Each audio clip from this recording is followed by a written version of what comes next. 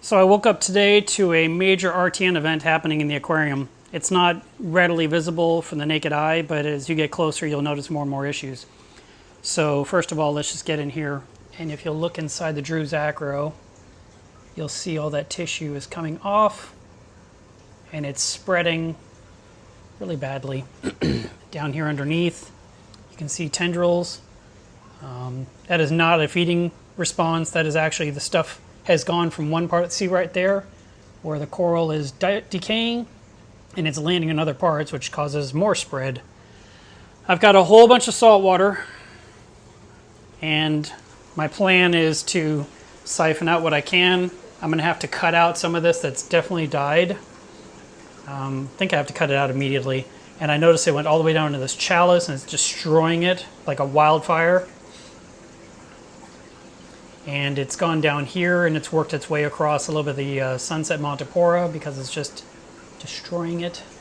I found a speck of death right there.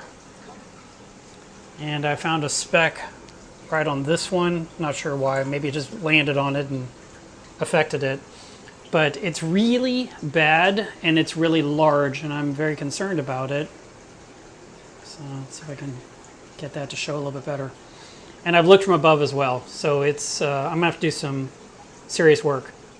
If there's good news, it's just I have 260 gallons of salt water available, and I've also got friends that can help if something were to come up. I mean, I don't know. I've texted a few people just to touch base before I make any decisions, and everyone that has responded says that sucks. I'm like, yeah, I know.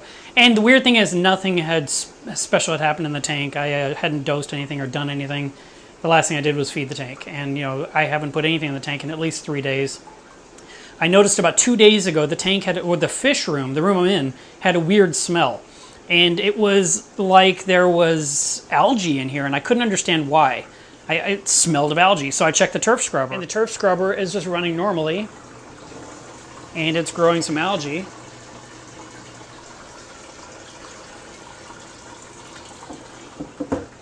And the protein skimmer isn't going crazy either. I would expect this to just be filling up, and it's not. It's just kind of doing its normal thing. Calcium reactor is normal. Alkalinity is 10.5. I already checked that.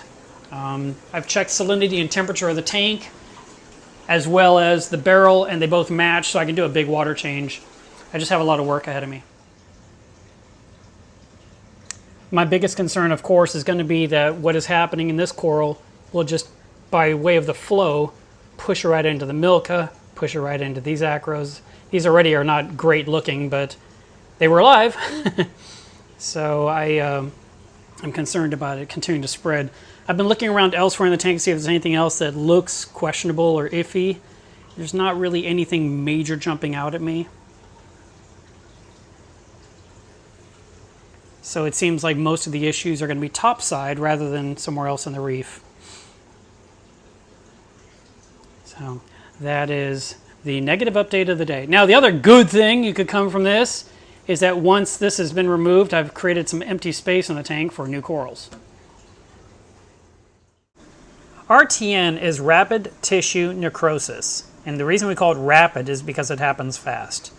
I watched this entire colony pretty much dissolve away in mere hours. And it was shocking how quickly it ripped its way across. I believe that the flow in the tank also contributed to it landing on other areas. I haven't found the epicenter. One of my friends had suggested that maybe the chalice is the starting point due to some chemical warfare, and everything else just took a hit. And it's a pretty good guess, but there's no way to know for sure. I don't know if you can see this movement, but I'm going to lift it a little bit. You can see how much coral just got lost in one day. Here are a series of pictures just showing the actual decay process from different angles, different parts of the tank. And I was very, very worried about what was happening. And I took the time to call, like I said, several reef keepers, and a few of them called me back, and I was discussing a plan of action, what was the most ideal solution to addressing the situation. And I called the local fish store, of course, to talk to Frank, who offered if there's anything he could do, he would do it. But ultimately, it was my tank, and I had to jump in there with both arms and start pulling this out. I ended up pulling out that entire colony. I had to work yesterday afternoon, and by the time I could start this, it was 6 p.m. And I'd say 85% of this colony was gone, with just the edges still alive. The best thing I was able to do was turn the flow down on the return pump, so that way I didn't continue to blow the RTN onto other coral colonies. So the Abyss gave me the ability to turn it all the way down to 50% flow, which was just enough to get water in the tank and no more. This rock, so I hit this piece off because it looked like it didn't belong as part of the original rock. And underneath it, I found a frag plug.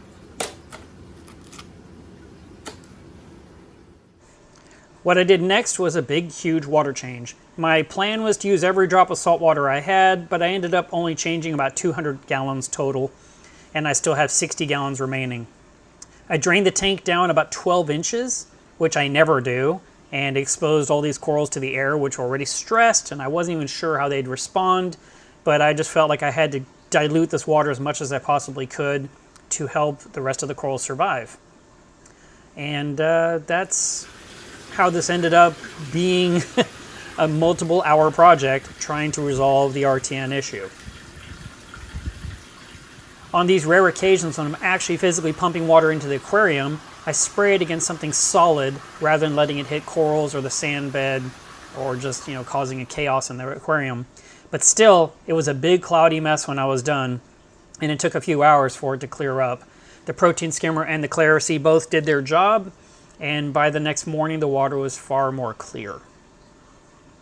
The biggest takeaway I can emphasize is that I lifted the coral that was infected out of the tank rather than trying to siphon out bits of crap, because I believe that wouldn't have been as effective. So remove as much as possible and work outside the tank. And there you have it. I went to bed last night expecting to see a bunch of white sticks this morning, because why not? And fortunately, that didn't happen. There's no live stream this week. I'm not going to be available. So I hope you enjoyed this video instead, and I will see you guys next week.